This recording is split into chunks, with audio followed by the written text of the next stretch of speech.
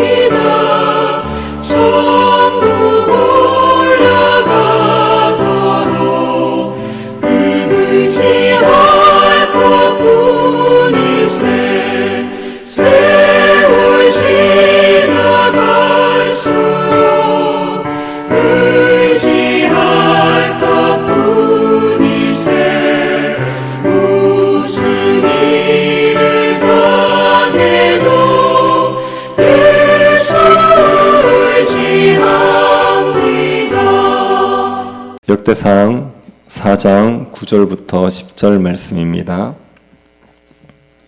역대상 4장 9절부터 10절 말씀입니다.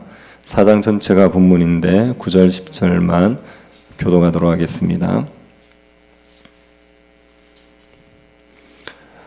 찾으셨으면 교독하겠습니다. 야베스는 그의 형제보다 귀중한 자라. 그의 어머니가 이름하여 이르되 야베스라였으니 이는 내가 수고로이 낳았다 함이었더라. 야베스가 이스라엘 하나님께 아뢰어 이르되 주께서 내게 복을 주시려거든 나의 지역을 넓히시고 주의 손으로 나를 도우사 나로 환난을 벗어나 내게 근심이 없게 하옵소서 하였더니 하나님이 그가 구하는 것을 허락하셨더라. 아멘. 역대기 1장부터 9장까지 기록된 족보는 포로에서 돌아온 이스라엘 백성들의 뿌리를 알려주기 위한 것입니다. 포로에서 돌아온 이스라엘 백성들은 미약했습니다. 황폐해진 땅에서 흩어져서 초라한 모습으로 살고 있었습니다. 이런 이스라엘 백성들에게 위로와 소망을 주기 위해서 이스라엘이 어떤 민족인지 설명하기 위해서 족보가 기록되어 있습니다. 이 족보에 우리에게 낯선 사람들이 많이 등장합니다. 우리가 이틀 전에 살펴본 베레스의 아들 헤스론 같은 사람은 우리에게 낯선 사람입니다. 그런데 포로에서 돌아온 사람들 중에는 헤스론의 후손들이 많이 있었을 겁니다. 그래서 헤스론에 대해서 자세히 기록하고 있는 것일 수 있습니다. 오늘부터 살펴볼 11지파의 족보도 우리에게는 낯선 이름이 많이 있습니다. 하지만 포로에서 돌아온 사람들 중에는 그 후손들이 있기 때문에 기록이 되어 있을 것입니다.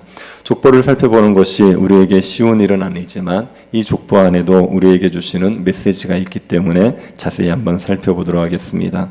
4장 1절부터 23절은 유다의 족보입니다. 2장부터가 유다의 족보입니다. 유다의 족보 중에서 다윗의 족보를 먼저 기록했고 그리고 나서 유다 지파의 다른 집안의 족보가 기록되어 있습니다. 4장 1절부터 23절에 유다 후손 중에서 7집안의 족보를 기록하고 있습니다. 첫 번째는 훌의 족보입니다. 1에서 4절까지가 훌의 족보입니다. 훌은 아론과 함께 모세를 도와서 이스라엘을 이끌었던 지도자시요 그리고 성막을 만들었던 기술자인 부살렐의 할아버지이기도 합니다. 이 훌의 족보가 1절에서 4절에 기록되어 있습니다. 훌은 베레스의 아들 헤스론이 낳은 갈렙의 후손입니다. 4장 1절에 보시면 갈미라는 사람이 있습니다. 그 갈미라는 사람이 갈렙입니다. 베레스의 아들 헤스론이 모두 5명의 아들을 낳았습니다. 그 중에 세 번째 아들이 갈렙입니다. 이 갈렙의 후손이 훌입니다. 이들은 포로에서 돌아와서 소라 지역에 살고 있었습니다. 그래서 이들의 조상인 훌을 소개하고 있습니다. 3절에 보면 에담이라는 사람이 나옵니다. 이 에담은 훌의 아들 중에 하렙의 아들로 추정이 됩니다. 훌은 소발, 살마, 하렙 세 아들을 두었습니다. 소발, 살마 자손은 2장에 이미 소개가 되었습니다. 하렙의 자손이 소개되어 있지 않습니다. 그래서 하렙의 자손이 에담일 것으로 추정합니다. 4절에 기록된 에담의 자손들도 훌의 자손으로 봅니다. 두 번째는 아스훌의 족보입니다. 아스훌의 족보가 5절에서 8절까지 기록되어 있습니다. 아스훌은 베레스의 아들 헤스론이 아비야라는 아내를 통하여 낳은 아들입니다. 이 아스훌은 헤스론이 죽고 태어난 아들입니다. 아스훌에게는 헬라와 나아라라는 두 아내가 있었습니다. 이 두 아내가 낳은 아들을 6절에서 8절에 기록하고 있습니다. 6절은 나아라가 낳은 아들입니다. 7, 8절은 헬라가 낳은 아들들입니다. 세 번째는 야베스에 대한 기록이 있습니다. 9절, 10절이 야베스에 대한 기록이죠. 야베스는 누구의 자손인지 명확하지 않습니다. 그가 유다 자손이라는 것은 분명하지만 자세한 족보를 알 수는 없습니다. 이 야베스를 언급한 것은 족보를 기록한 것이 아니라 야베스의 일생을 통해서 주고 싶은 메시지가 있어서 언급한 것입니다. 야베스의 이야기는 우리가 다른 족보를 다 살펴보고 나서 살펴보도록 하겠습니다. 네 번째가 글룹의 족보입니다. 11절, 12절이 글룹의 족보입니다. 글룹이 누구의 아들인지 명확하지 않습니다. 글룹이 수아의 형이라는 것만 알 수 있습니다. 글룹이 낳은 아들들의 이름이 기록되어 있고 글룹의 후손이 레가에 살고 있었다는 것을 밝히고 있습니다. 다섯 번째는 갈렙의 족보입니다. 13절부터 16절이 갈렙의 족보입니다.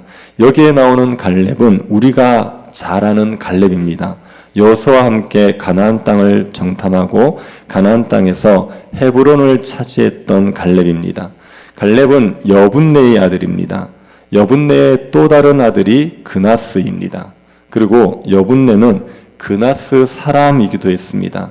여분네는 자기의 아들의 이름을 그나스라고 지은 겁니다.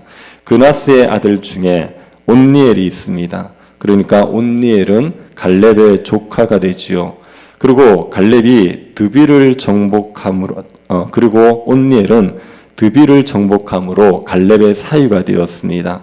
또 온니엘은 메소포타미아 왕 구산 리사다임의 손에서 이스라엘을 구원한 사사이기도 합니다. 이 온니엘의 족보가 13절에서 14절에 나와 있습니다. 15절에는 갈렙의 아들들이 나오지요. 16절에 여할렐렐도 갈렙의 자손으로 보입니다. 그래서 13절부터 16절은 갈렙의 족보를 말해주고 있습니다. 여섯 번째는 에스라와 그의 외의 족보입니다. 여기 나오는 에스라는 우리가 아는 그 에스라는 아닙니다. 17절부터 20절이 에스라의 족보입니다. 에스라가 낳은 아들이 17절에 기록되어 있습니다. 이 에스라의 아들 중에 메렛이라는 아들이 있습니다. 메렛에게는 비디아와 여호디아라는 아내가 있었습니다. 메렛이 비디아에게 낳은 아들이 17절 하반절에 있습니다. 그리고 메렛이 여호디아에게 낳은 아들이 18절 하반절에 있습니다.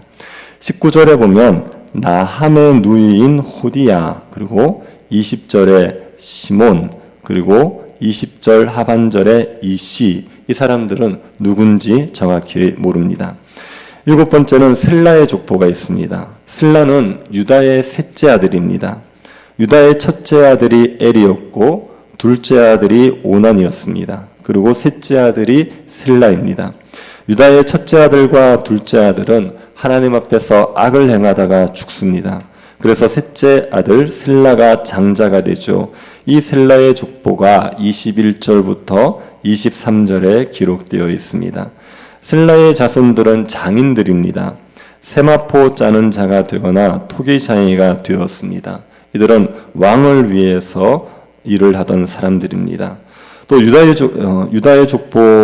지파의 족보는 이 7명의 족보를 중심으로 기록되어 있습니다. 이 족보 중에 우리가 자랑스러워할 만한 사람이 있지 않습니까? 갈렙입니다. 갈렙은 믿음의 용사입니다. 정탐꾼으로 가나안 땅을 정탐했을 때 하나님이 우리를 기뻐하시면 그 땅을 주실 것이다, 그런 믿음의 고백을 했습니다.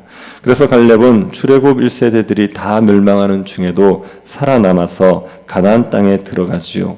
그리고 가나안 땅에 들어가서 헤브론을 달라고 하고 헤브론을 정복했습니다. 헤브론은 아낙 자손이 있습니다. 갈렙은 85세의 나이에도 불구하고 정복하기 어려운 성읍을 자신에게 달라고 하고 믿음으로 싸워서 헤브론을 정복했습니다. 그러고 나서 갈렙이 젊은 사람들에게 가나안 정복 전쟁에 참여할 수 있도록 그들을 독려합니다. 그 일환으로 드비를 정복하는 사람에게 자신의 딸을 주겠다고 한 겁니다. 그 갈렙의 말에 도전을 받아서 온니엘이 드비를 정복합니다. 그리고 갈렙의 사위가 되었습니다. 갈렙은 이스라엘 역사에서 길이 남을 만한 믿음의 영웅입니다. 이 갈렙이 유다 지파입니다.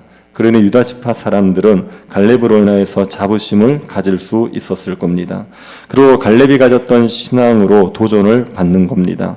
갈렙은 암담한 현실 속에서도 하나님의 약속을 믿었습니다. 가나안 족속들은 강했습니다. 성읍은 견고했고 아낙 자손들이 있었습니다. 그래서 10명의 정탐꾼들은 가나안 땅에 들어갈 수 없다고 했습니다. 암담한 현실로 인하여서 하나님의 약속에 대한 신뢰를 잃어버린 겁니다. 하지만 갈렙은 암담한 현실 앞에서도 하나님의 약속을 믿었습니다. 현실적인 판단을 믿지 않고 하나님의 약속을 믿었습니다. 그래서 약속의 땅을 차지하지요.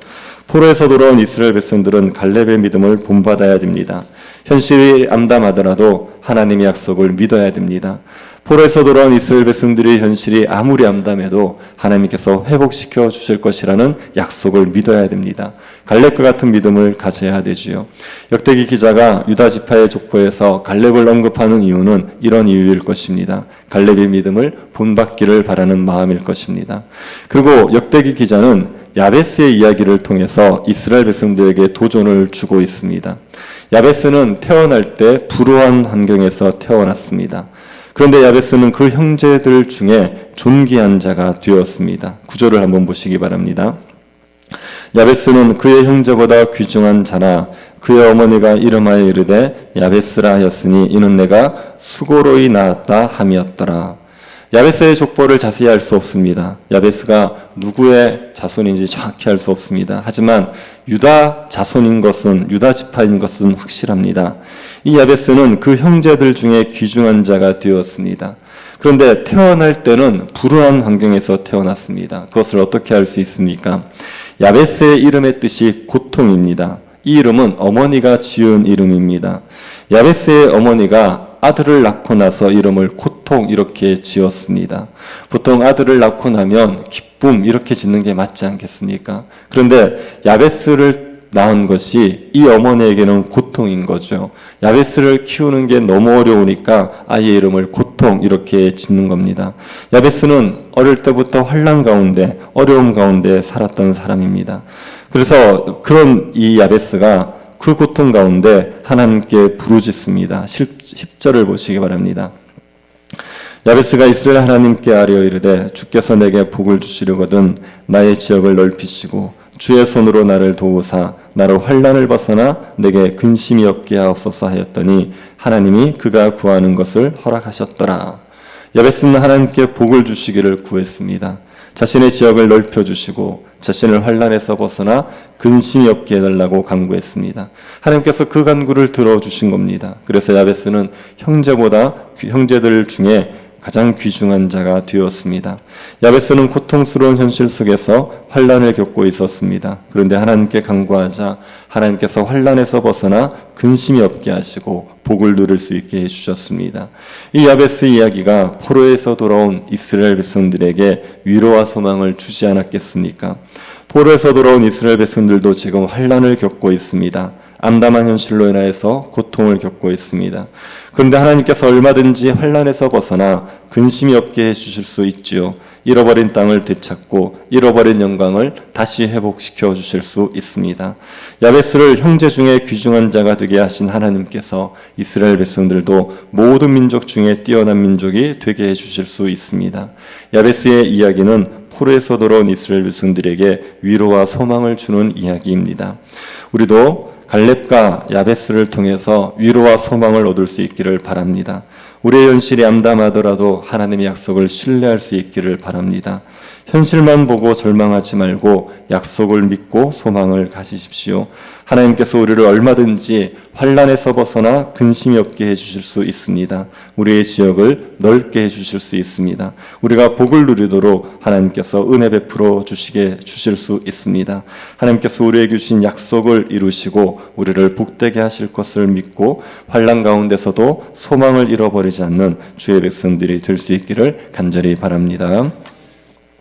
자비하신 하나님, 우리에게 은혜를 베풀어 주셔서 환난에서 벗어나 근심이 없는 복을 누리게 하시니 감사드립니다. 때따라 도우시는 그 하나님의 은혜를 우리가 잊지 않게 하여 주시고 우리 현실이 어려워도 하나님께 소망을 두게 하여 주옵소서. 우리를 여러 환난에서 건지시고 우리를 복되게 하실 하나님만을 의지하게 하여 주옵소서. 걸어가신 예수님 이름으로 기도드립니다. 아멘. 하늘에 계신 우리 아버지여, 이름이 거룩히 여김을 받으시오며 나라의 임하옵시며 뜻이 하늘에서 이룬 것 같이 땅에서도 이루어지이다. 오늘날 우리에게 일용할 양식을 주옵시고 우리가 우리에게 죄 지은 자를 사하여 준 것 같이 우리 죄를 사하여 주옵시고 우리를 시험에 들게 하시 마옵시고 다만 악에서 구하옵소서. 대개 나라와 권세와 영광이 아버지께 영원히 있사옵나이다. 아멘. 여러 환난 가운데 있는 성도들을 위해서 기도해 주시고 주일학교 겨울 사역 위해서 기도해 주시고 새 교회당 건축을 위해서 기도해 주시고 개인적으로 기도하시기 바랍니다.